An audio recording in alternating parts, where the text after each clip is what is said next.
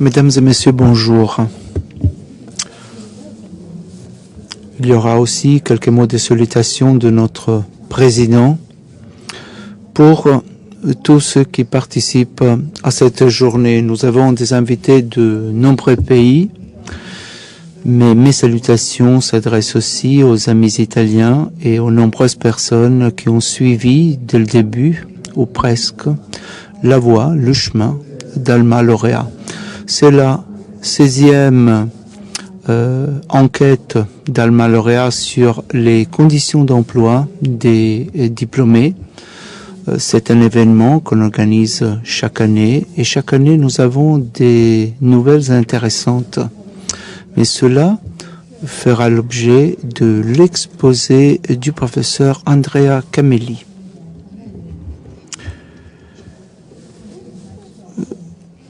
Permettez-moi de vous faire part que M. Marat, secrétaire général de la présidence de la République, a envoyé un message au nom du président Napolitano qui a toujours suivi nos travaux avec un grand intérêt. Et nous le remercions. Ensuite, nous avons un message aussi du ministre des Politiques du Travail et des Politiques sociales. Et je vais vous faire part de la partie la plus importante. Après l'introduction, Monsieur le ministre s'excuse pour ne pas être présent. Et je vais vous lire le point qui nous intéresse. Je souhaite souligner l'importance de votre initiative. C'est une contribution qualifiée pour la connaissance d'un aspect fondamental pour l'avenir de notre pays. Les perspectives de développement sont étroitement liées à une mise en valeur efficace des compétences et des ressources humaines et un appel correct du besoin d'un plus fort engagement sur ce front. Il pourrait ajouter aussi l'engagement du ministère, n'est-ce pas?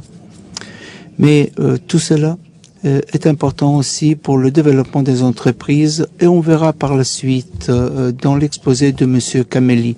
Il nous souhaite un grand succès, donc nous remercions M. le ministre et comme ça nous remercions aussi le président d'Italie, M. Oscar Farinetti. On avait invité M. Farinetti, mais il nous explique qu'il a toute une série d'engagements. Quand même, il suit notre initiative d'un grand intérêt et il sera présent à l'avenir. Donc, je vous ai fait part des messages, des lettres de personnes invitées, mais qui n'ont pu être présents.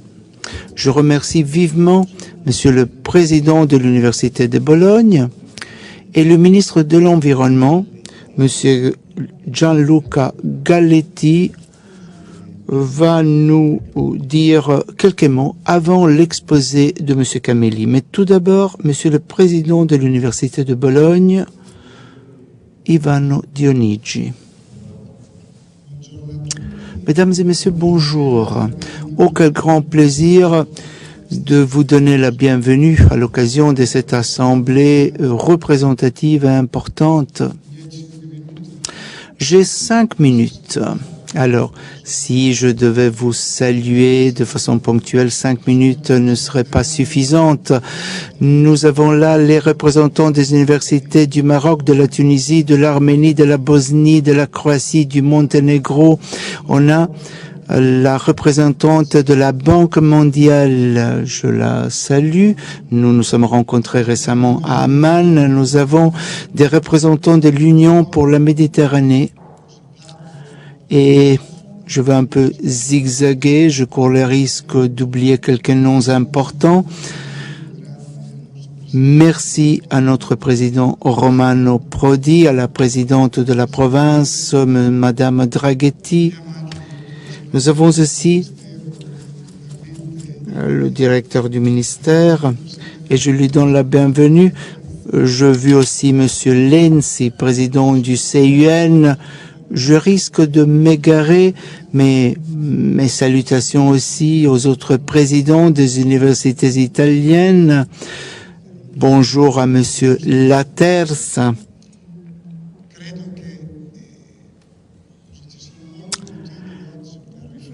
Les raisons sont nombreuses aujourd'hui pour réfléchir à un fait. Alma Laurea, ce consortium de 64 universités, c'est dommage qu'une partie des universités du Nord ne soit pas encore affiliée au consortium, mais nous sommes optimistes. Nous sommes des optimistes. Maintenant, le consortium est composé de 64 universités. Alma Laurea fête 20 ans. Ceux qui l'ont voulu, ou celui qui l'a voulu, M. Fabio Roversi Monaco, eh bien, nous devons le remercier. Ensuite, le directeur Andrea Camelli, qui a créé les pattes pour marcher. Et à 20 ans, on est déjà adulte, n'est-ce pas? Et Alma Laurea est un jouet très beau, très intéressant, et différents ministères devraient utiliser Alma Laurea davantage et beaucoup mieux en abandonnant des jalousies et j'en passe. Nous avons donc des motifs auxquels réfléchir. Ensuite, le professeur Camelli nous dira pas mal de choses dans son exposé d'ici peu. Notre pays investit moins que les autres pays européens dans ce secteur, un tiers de ce qu'on fait outre-Atlantique. Et ensuite, il faut se rendre compte qu'à l'université, seulement 30% accèdent. Je ne parviens pas à comprendre. Lorsqu'on dit qu'en Italie, il y a trop de diplômés, je ne comprends pas vraiment. C'est un mauvais mot. C'est la première tragédie nationale. Seulement 30% dans ce pays accèdent à l'université. Cela signifie que l'article 34 de la Constitution n'est pas tellement respecté, il est mortifié plutôt. Ensuite, le droit à l'étude. Cette année, on a donné 18 millions de moins aux régions et la région Émilie-Romagne a été vraiment bafouée de ce point de vue, un mécanisme pervers. Nous venons de 2 jours, et je m'excuse de cette notion locale, mais lorsqu'on parle de l'université, d'Alma Mater, on entend aussi toute la réalité locale. Nous venons de 2 jours, la semaine dernière, de 2 jours de Alma Orientati Career Day. 24 000 jeunes sont arrivés pour s'orienter bien. Nous devons agir afin que la majorité des jeunes italiennes puissent arriver à l'université. Nous ne sommes pas tellement soulagés en voyant quelques succès.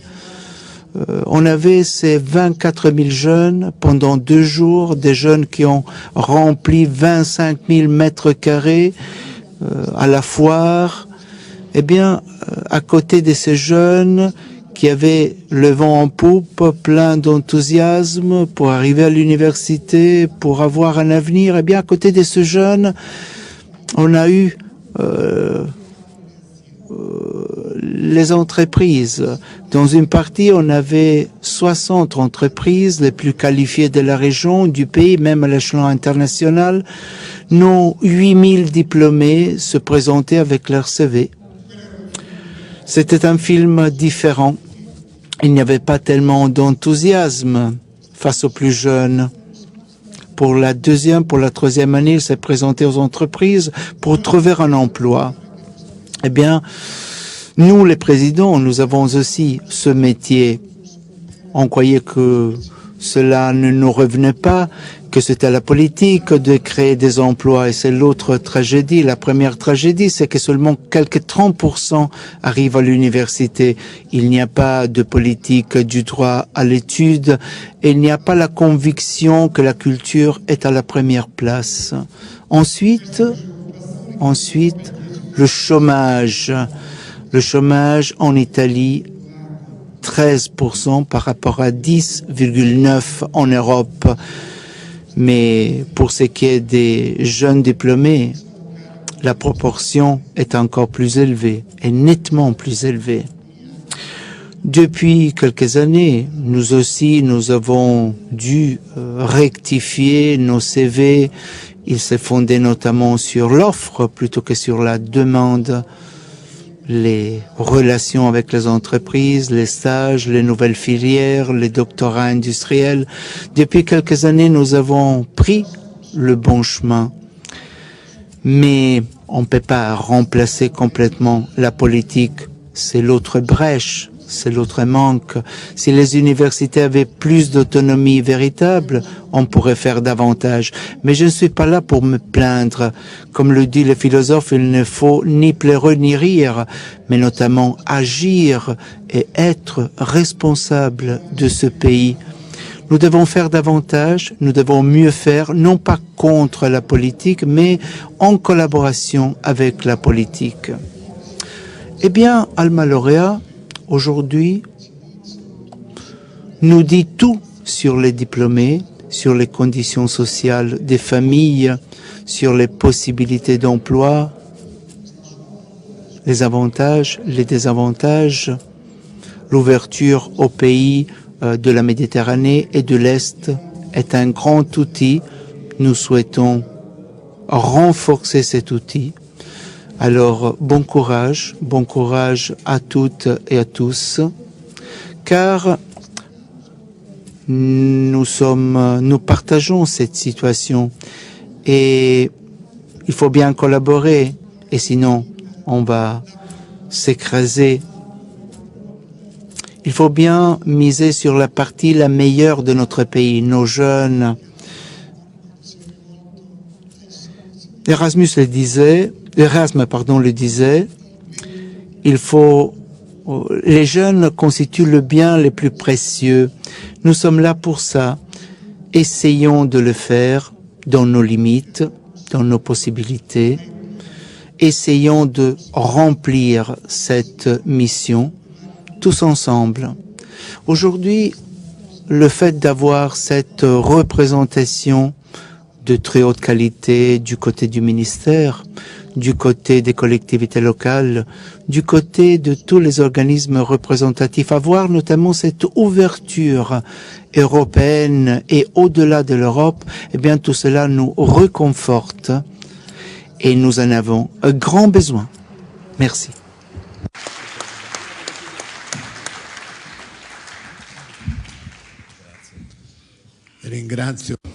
Merci à notre président, le professeur Dionigi.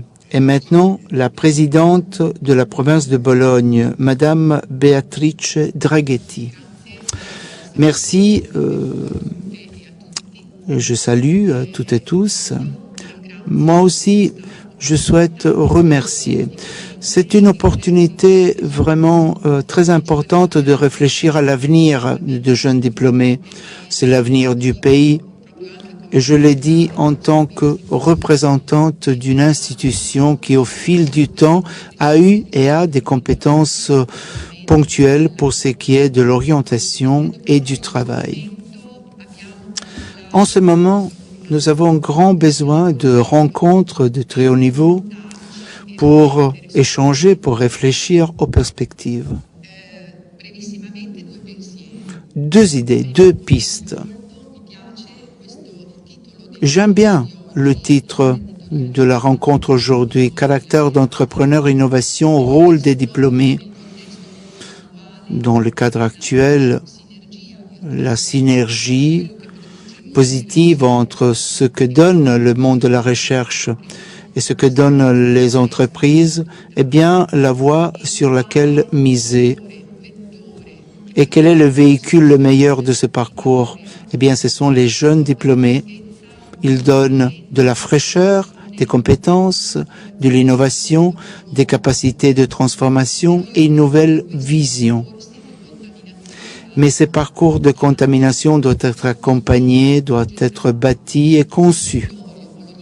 Ce territoire de la province de Bologne, marqué par une orientation au caractère d'entrepreneur, la crise ne l'a pas sapé, eh bien, ce territoire a développé une expérience importante. Mais de plus en plus, il faut prendre ce style, il faut prendre ce contenu de coopération comme méthode et comme priorité entre l'université et l'entreprise, entre les entrepreneurs et les travailleurs, le monde de la finance, la production, les différentes collectivités et institutions. Deuxième piste, il ne faut pas oublier qu'à chaque étape du parcours pour notre territoire, ces jeunes femmes, ce jeune homme dont les parcours professionnels font l'objet de notre analyse, ont droit à une égalité des chances. Je parle bien d'accès aux études, d'accès aux services, d'accès à l'emploi. Le président Dionigi nous a rappelé que la crise économique est en train de mettre en péril le rêve et les droits constitutionnels à l'étude. Eh bien, vendredi dernier, je lisais quelques données qui vont être présentées par la suite. Et en lisant ces données, les différences d'emploi sont confirmées. Et les différentiels en termes de salaire entre hommes et femmes. Sur ces fronts, il est urgent de mettre en œuvre un engagement commun. Le problème ne saurait être limité par une crise.